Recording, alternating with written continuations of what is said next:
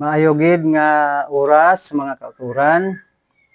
Sabto naton karon ang pamangkot sang kalabanan nga ang aton pangamuyo kun kis-a wala ginapamatian sang Ginoo. Nan.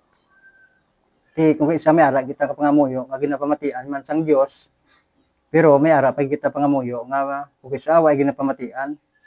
So may natukiban ako diri kag nabalaan naman ni sang iban man nga mga tumuluo.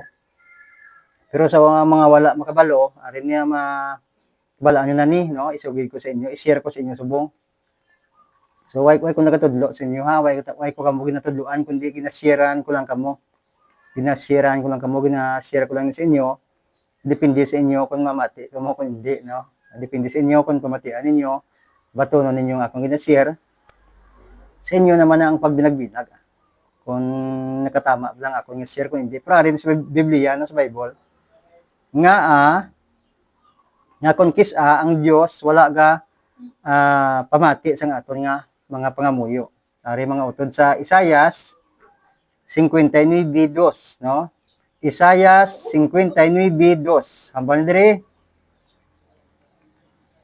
ang inyo sala sa uno. Ihalin lang sa uno. Isaias 59:1 sa 2. Ang Ginoo hindi maluya sa pagluwas sa inyo, kag hindi siya bungol sa pagpamati sang inyo pangamuyo. Sa pangayo sing bulig, no? Ang inyo sala amo ang kabangdanan nga hindi siya magpamati sa inyo. Ang inyo mga sala nagpahilayo sa inyo sa Dios kun magsimba kamo sa iya. Nan. Nakasala kamo sa pagbutig, pagpamintas, kag pamatay. Nan. Amo ni siya galing nga way pamatay ang Dios sa aton pangamuyo.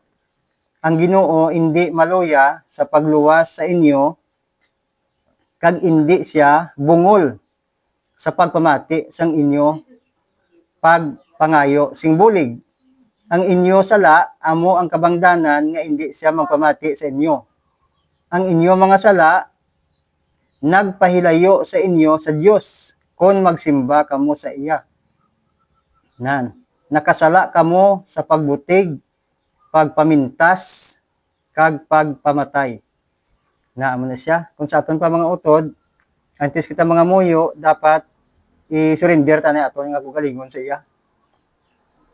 Hinulsulan ta na itong mga sala, kag siyempre magpatawad man kita. Kahit kung ginulsol kita, patawaron kita sa Ginoo, pero kita wa kita gapatawad.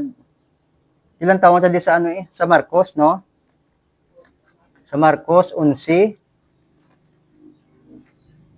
Marcos 11.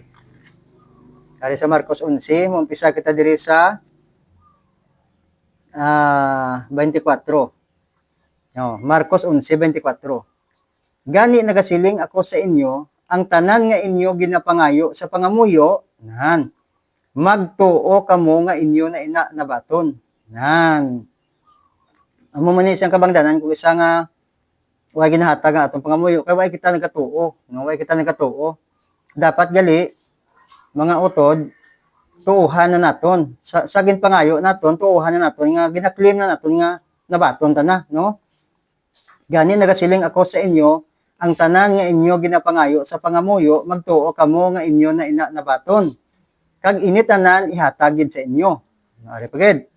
Kag kun kamo nagapangamuyo, patawaran ninyo ang mga nakasayop sa inyo. Muna sa gali kabangdanan ng Ginoo, mga utod. Nga way ginasabat ang aton pangamuyo, kaya wala kita kapatawad, no? Isa man ini ka kabangdanan nga wala ginasabat ang atong pangamuyo. Kag kun kamo nagapangamuyo, siling nyo, patawaran ninyo ang mga nakasayop sa inyo. Agod nga ang inyo amay sa langit, magapatawad man sang inyo mga sala. Kung wala kamo nagapatawad, hindi man kamo pagpatawaron sang inyo amay nga yara sa langit. So nasabatan naton mga utod ang pamangkot sang kalabanan, nga may mga pangamuyo kita nga way kita ginasabat. So mo na isang sabat naton, no? Tandaan nyo ni. Kag isave nyo ni ang video nga ini, nga inyo mabatian, isave nyo na gid ni, hindi nyo pag dulaa. Isave nyo, gud to ma-review ni permi. So madamo gid salamat. Kag God bless gid sa ato nga tanan.